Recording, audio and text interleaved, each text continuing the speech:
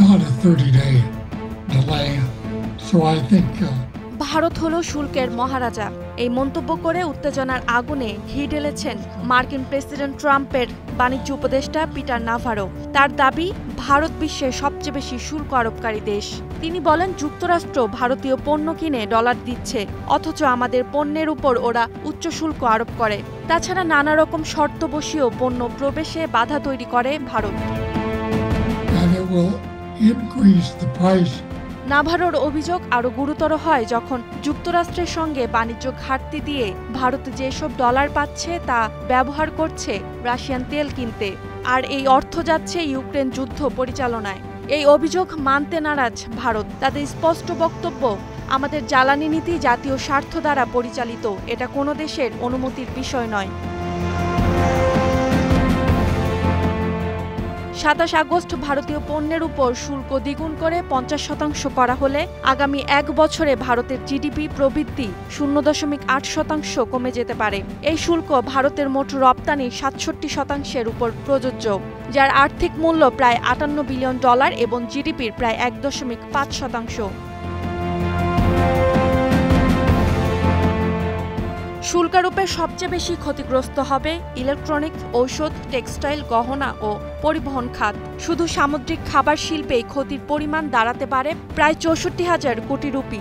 শিল্প মালিকরা বলছেন, যুক্তরাষ্ট্রের রপ্তানি কমে যাওয়ায় তারা উৎপাদনও কমিয়ে দিয়েছেন।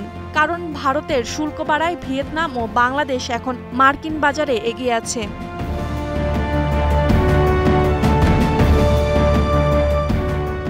আল জাজিরা জানাচ্ছে, গেল বছর যুক্তরাষ্ট্র ভারত দ্বিপাক্ষিক বাণিজ্যের পরিমাণ ছিল $২১২ বিলিয়ন, যেখানে যুক্তরাষ্ট্রের ঘাটতি $৪৬ বিলিয়ন।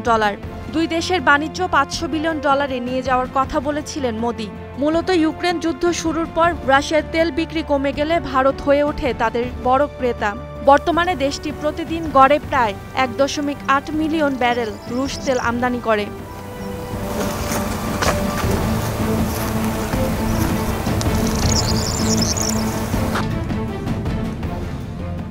রাশিয়া হলো বিশ্বের তৃতীয় বৃহত্তম তেল উৎপাদক। প্রতিদিন প্রায় ১১ মিলিয়ন ব্যারেল উৎপাদন করে। এর মধ্যে ৩.৩৫ মিলিয়ন ব্যারেল তেল রপ্তানি হয়, যার অর্ধেকই কিনে ভারত ও চীন। বিশেষজ্ঞরা বলছেন, ভারত যদি হঠাৎ রুশ তেল কেনা বন্ধ করে দেয় তাহলে বিশ্ববাজারে তেলের দাম ব্যারেল প্রতি $২০০ ছাড়িয়ে যেতে পারে।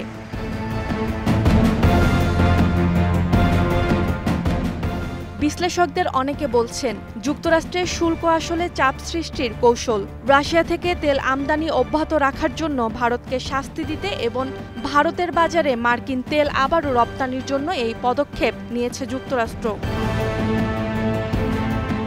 এদিকে যুক্তরাষ্ট্রের শুল্ক ঘোষণার পর ভারতের শেয়ার বাজার ৩ মাসের মধ্যে সবচেয়ে নিচে নেমে এসেছে, যার তীব্র বাণিজ্য উত্তেজনার অর্থনৈতিক প্রভাব নিয়ে উদ্বেগ বাড়িয়ে দিয়েছে। বিশেষজ্ঞরা মনে করছেন, এখন দুই দেশের মধ্যে কোনো বাণিজ্য চুক্তি হলেও বিশ্বাসযোগ্যতা আর ফিরবে না। Roksana Rimi, star news.